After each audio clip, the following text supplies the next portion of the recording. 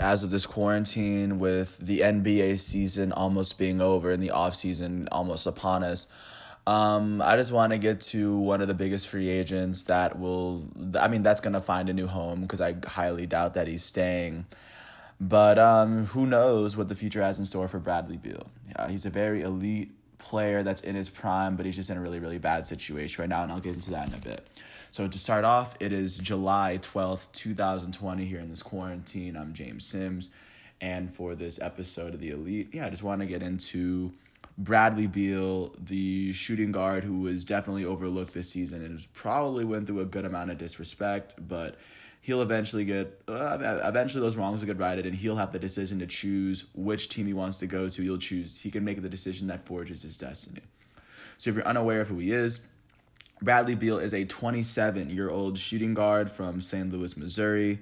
He stands in at about 6'3", 207 pounds. If you're unaware of how he plays, he's very scoring oriented. He can find many different ways to buy a basket.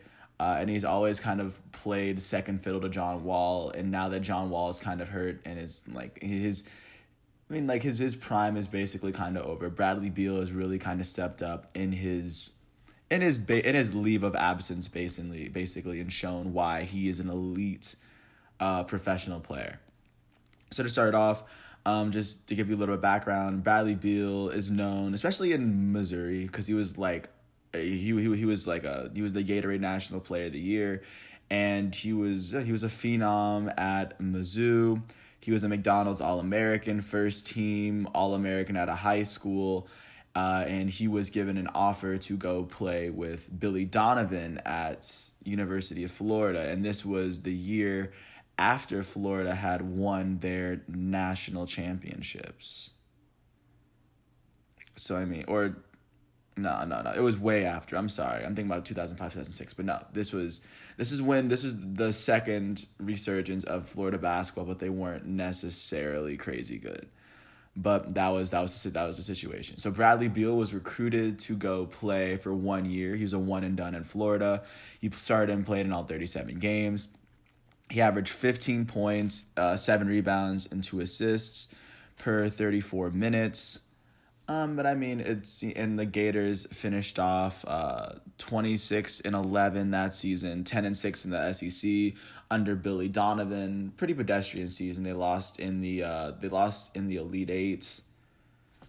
But Bradley Beal was definitely kind of doing his own thing, and I guess for the 2012 draft, he was good enough to be drafted third overall to the Washington Wizards.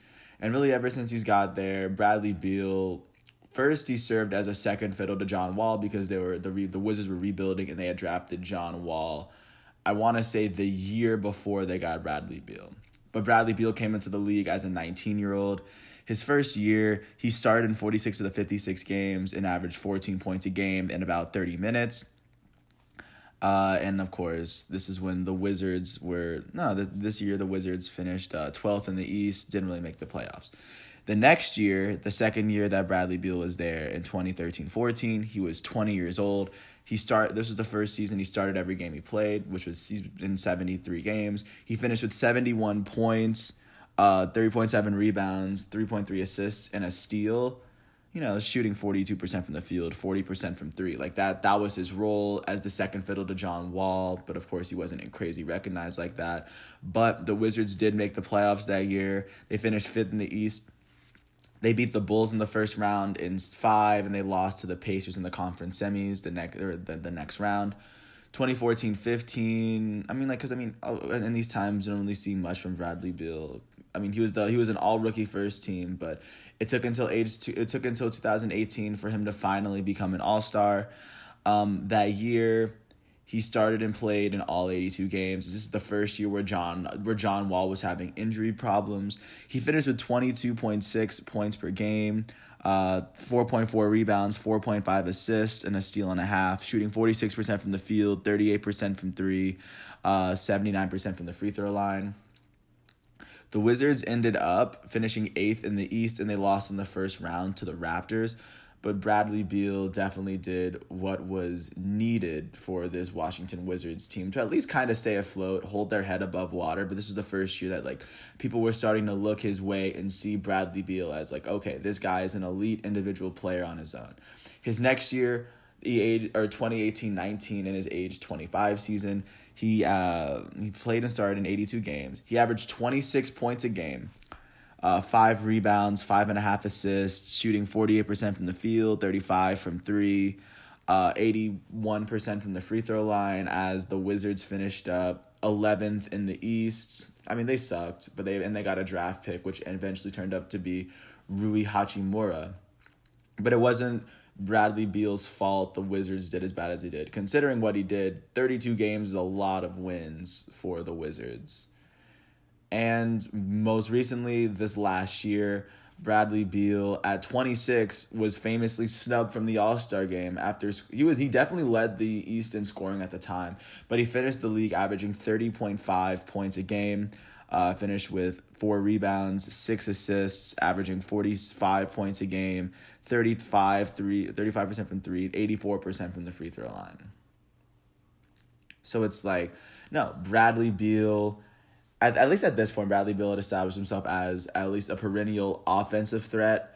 He made his second All-Star game. He was a multiple-time All-Star, so it definitely wasn't a fluke the first 2 times he made it, and his last year was way more impressive than the other 2, especially in the East when, like, Domantas Sabonis made it in. So, I mean, that was kind of disrespectful. I feel kind of bad, but it doesn't matter because now Bradley Beal will be a free agent this offseason, and he will have... But he'll be a free agent the next year, but he has the option to choose. Teams are definitely gonna make moves to trade for Bradley Beal just for 1 year of control this season. But I have no idea as to where he's gonna go. But I do know as a fact that Bradley Beal will not be playing for the Washington Wizards next season. I mean, it's smart. If he's looking for his career, I imagine it's not gonna be the case. The way I see Bradley Beal is he's an amazing scorer, an amazing option. I don't think he's the best player on a championship team, which is fair. I mean, he's 26. He's gotten to this point where it's like there are players like Giannis and Luka Doncic that are younger than him that you can give that honor to. But Bradley Beal, to me, if he's the second best player on a championship team, like they're a good team. That's how I see it. As an individual player, he's incredibly elite. Where you rank him as an NBA player, I guess it really comes down to you. But I think other fans, I think other players, like they recognize him. Like if you follow basketball, I think you would recognize Bradley Beal as an elite NBA player. Among the elite basketball players that get a chance to play in the NBA, Bradley Beal is among the elites of them. Especially for this upcoming season, Bradley Beal is going to be incredibly elite. He's going to be very important to the title race because, I mean, it'll be the first time he has to make the decision for himself. But no, I think there's a lot more to come with Bradley Beal, but if we're talking about this upcoming season, Bradley Beal is most definitely an elite shooting guard. I want to thank you for listening to all 8.5 minutes of this, and if you ever get a chance, look out for my boy Bradley Beal, who currently wears number 3 for the Wizards, but by the time you get this, he'll definitely be playing for a different team. I wish you all the best with quarantine and all, and with that, I'm going to sign off by saying peace out.